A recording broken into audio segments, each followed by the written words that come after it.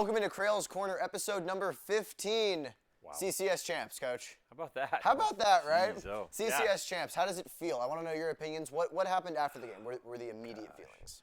Well, the immediate feelings were just pure elation, you know. Sure. I mean, just elation for the boys, the coaches, the town. I mean, the turnout of spectators, you know, we kind of called them to the carpet on the last episode, and they showed up in great numbers, and man, the spirit on our sideline was awesome.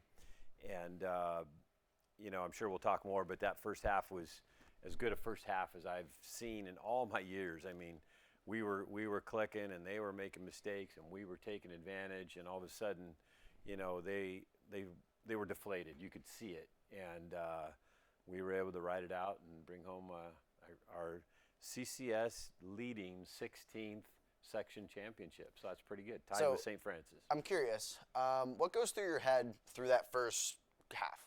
That was a crazy first half. That was unlike anything we've seen all season. Right. The dominance that I don't think I've ever seen in a CCS championship game, a CCS game. Not often. Really ever. It's very rare. Yeah.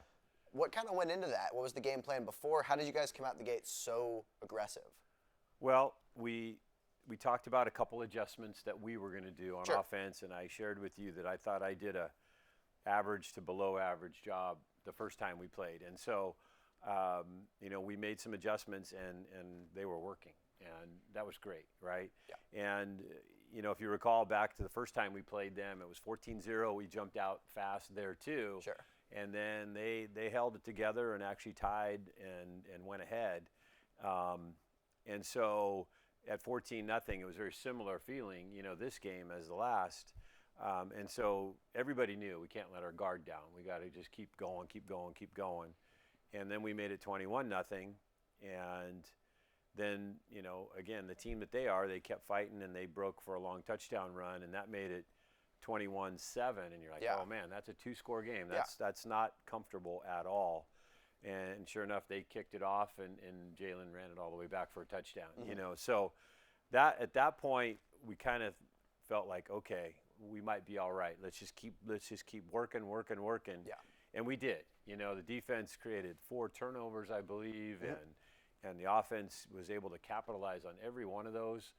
And you know, sometimes in a football game, it just snowballs, either for you or against you. Sure. And it was rolling in our direction the other night, and it was a great feeling. I mean, we went into halftime 42-7, and you know, very seldom are you talking to your whole roster about be ready to play, because there's a chance you're going to play, especially in a Division I championship game. You know, there's games during the year where you get everybody in, and that's awesome, but it doesn't happen very often in the playoffs. And so we were able to get, you know, most of our entire roster on the field on Friday night, and really a team celebration, you know, for a great game. So I'm curious, what does that mean in the history of Wildcats? That's our 16th sectional win. What was the last win we had before this? Was it? So it was 2019. Was our last one. Yeah. Sure. And, you know, 2013 prior to that. And then, you know, Coach Catalico and the regime prior to my arrival had a bunch as well. And, and, you know, just really proud to say there's, you know, that's #1 in all public schools. Yeah. And tied with St. Francis for the most in CCS, which is, you know, we all know their program has a long, storied history. So that's kind of sitting up there in really good company, you know, in terms of our program and the longevity and, you know, the accomplishments we've been able to do on the field. So I'm curious to know what we're doing moving forward. We're moving into NorCal's now. Right. Obviously, this is a great honor that our school has not won a NorCal game. Right. We're looking to change that, obviously. We play, what is it? El Cerrito. El Cerrito. Where are they out of? Kind of Northeast Bay, Concord-ish area up that way. So they'll be coming down. It's a Saturday kickoff, which is interesting, 6 p.m. And, you know, from what we've gathered, watching film and kind of, you know, getting information on them, they're really good. Yeah. I mean, they're 12-1 overall, and their only loss was to De La Salle. So, and we know, you know, how good De La Salle is, right? So these guys know how to win. They're fast. They're good size. They're physical. So it's going to be a great challenge for us. My hope is that we just keep doing what we've been for the last 5-6 weeks, right? We've just played really, really good complementary football, all 3 phases: offense, defense, and special teams. And I feel pretty good if we continue to do that. Take care of the ball, create turnovers, I think we got a great chance. So a large curiosity of mine is concerning injuries. There was a big game on Friday. A lot of guys went down. A lot of guys put the bodies on the line to kind of put us in that position to win. Yeah. Let's name some of those guys. How's Scott Garwood doing first off? Scott is he is banged up. He's banged up. I'm assuming he's going to play out of my knowledge. There's no keeping Scott Garwood off the field. That was what I was looking to hear. Yeah, I mean, he's dealing with a knee thing that he's had for 3 weeks now. He dinged his shoulder a little bit on a long return, a fumble recovery return that he was caught from behind and tackled kind of awkwardly. But he's so tough. He's going to be out there. Yeah. We had Spencer Berg kind of aggravated his knee a little bit. That's my next question. He's going to be fine. Yeah. Nate Goldsberry has an ankle and a knee. He's going to be fine. I think everybody is going to be okay. In fact, we may get Theo back this week. Really? Theo Greenland didn't play. Yeah, that's great news. Awesome. He didn't play on Friday against Wilcox, and our hats off to Leon Shirosky. I still want to shout out Leon there. Perfect. Right? I mean, he stepped in, played well, almost had a pick on a ball. And, he killed it. And so, having Leon and Theo back this week, against a team that likes to throw the ball a little bit with some really good athletes, it will really help us, in terms of depth and flexibility in our secondary. So fingers crossed on Theo. We got, really good news yesterday.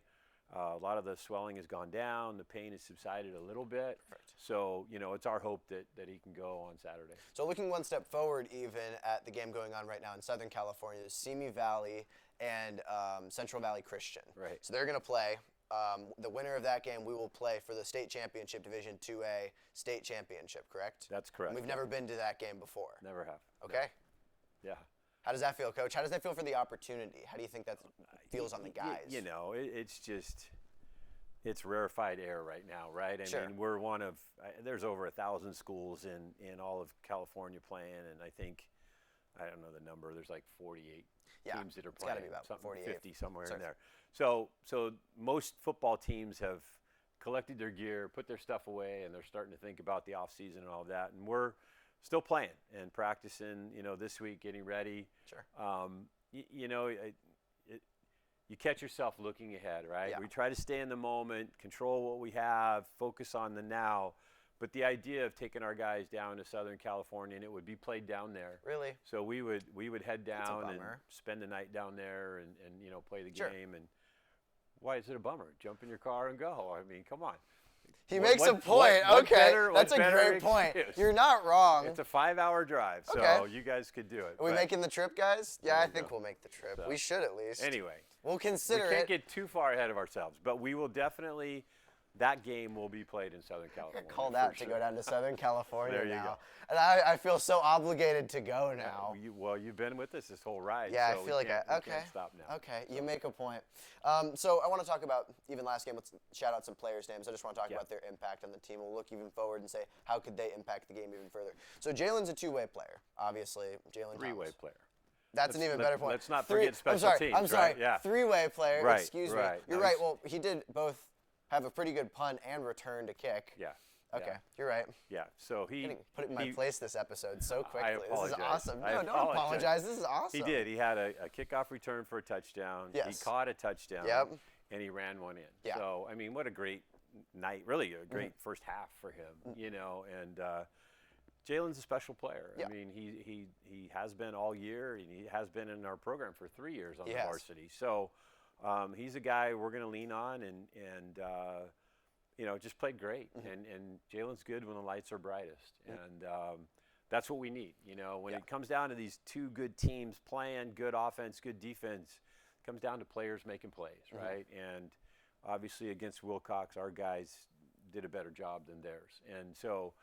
This weekend they've got dudes, as they say. I mean, they've got guys with speed and size, and they play a very aggressive brand of football. And so we're going to need Jalen to show, and Boxer will, I'm sure, talk about next. I mean, he's, just again tough as nails as he was against Wilcox, over 100 yards rushing. Of course. That's the standard now for Boxer. He's one of the most humble guys I've ever met. My goodness. Never talks about it. Always puts up 100+ yards. He's almost like he's getting a touchdown every single time he's in the game. It's truly been really remarkable watching him play and watching him have the season he's having. No, your first statement about being humble and just he's kind of goofy, you know, boxers just really always having fun and just so fun to be around. And, you know, when your leaders are like that, it's contagious with your team. And so our team is pretty loose. Yeah. They like to have a good time, of course, and enjoy each other's company out there. And I think, you know, when you go on a run like this, you need that, right? You need everybody. We talked about the word cohesion last week, or cohesive, and it still applies. These guys like each other and like playing together. And so, you know, and Boxer and Jalen certainly are leading the way. And got to take our hats off to the offensive line as well. I mean, those guys. They dominated all game. They George did. Charles had a great game, too. George we want to talk played about that guy. so well. There's there are these guys that you walked into the season not really expecting to play that well and not expecting to have the impact, and they took so far beyond George played just a handful of downs as a junior. Didn't play at all as a sophomore.